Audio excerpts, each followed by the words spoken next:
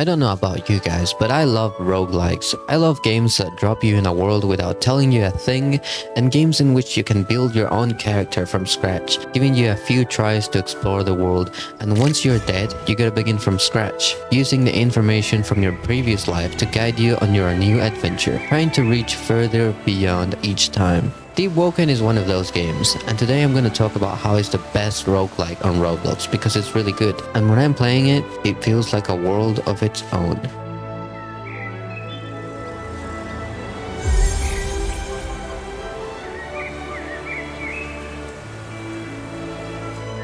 This game has a lot to cover, but I'm going to simplify it as much as possible, so if you're willing to give the game a try, you can experience it to its fullest.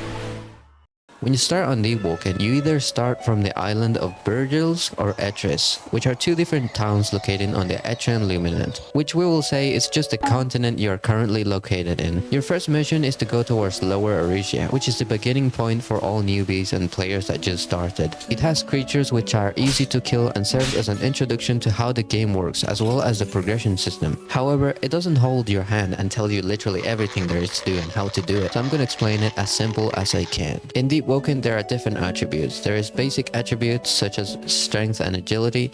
Then you have weapon attributes, which are the stats from the current weapon you're using.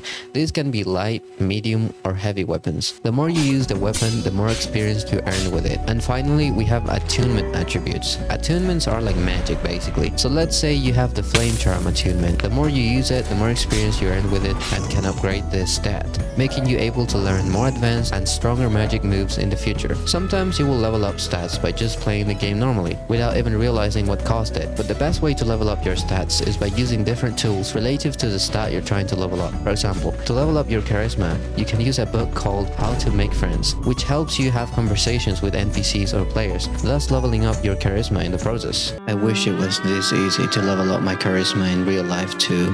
For weapons, the more you use your weapon in fights, the more experience it accumulates, which then can be used to level it up by using a weapon book, which is another tool specific related to combat. For attunements, it's quite the same as weapons. You can use your mantras, which are basically combat moves from your attunement, and acquire experience with them, which then can be used to level up your attunement stat by using the relative tool for that type of magic. For example, the Flame Charm attunement uses a tool called Heart Gem. However, sometimes you will level up stats from just accumulating way too much experience with them. In Deepwoken, there's a thing called investment points. Let's say this number tells you how much stat points you have to increase before you level up your character in general. We will refer to the level of your character as power, as shown in game. When your investment point reaches 0, you will increase your power, thus giving you your first choice of cards to build your character. Cards, or how in game is called talents, are like little pieces of gear you gain each power increase. They can give you different strengths and perks, and will appear depending on your stats.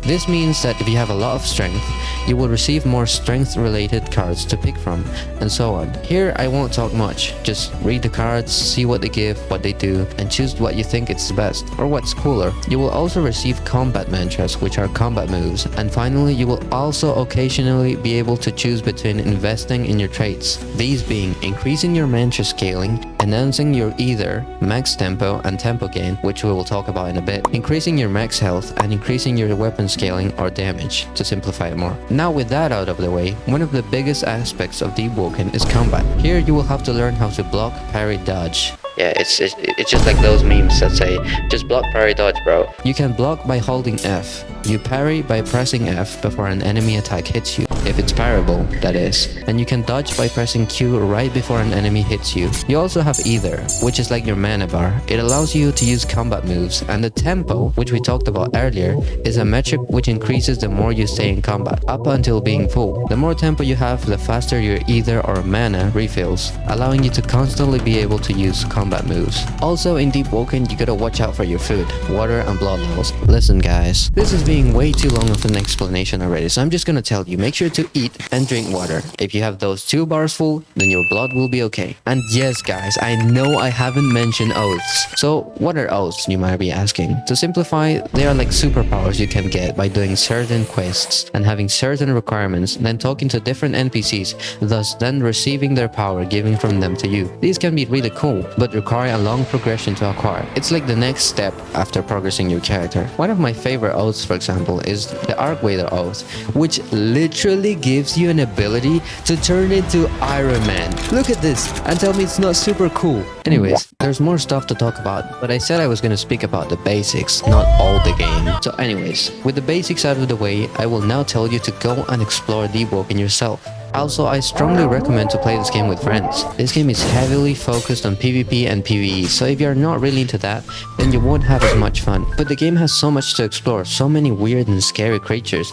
as well as a huge deep lore behind every faction and important NPCs that exist within the game. Each place and monument you see in the game has a meaning to be there. I find that really fascinating. So go ahead and explore this world, build your own character, fight your own fights, and seek for your own adventures. I know that sometimes this game is really frustrating, mostly when you're getting used to the combat and the different monster moves and mechanics. But in the end, what matters is not how far we reached, but the journey we went through to get there. Right? If everything was given to us from the beginning of the game, it wouldn't be as fun. So go ahead, yourself alone or with friends, to explore this vast world, uncertain of what awaits in every corner, but with a sword in hand, ready to face the dangers of Deepwoken. Be it so seeking for power, adventure, or unraveling the deepest mysteries that this vast realm holds.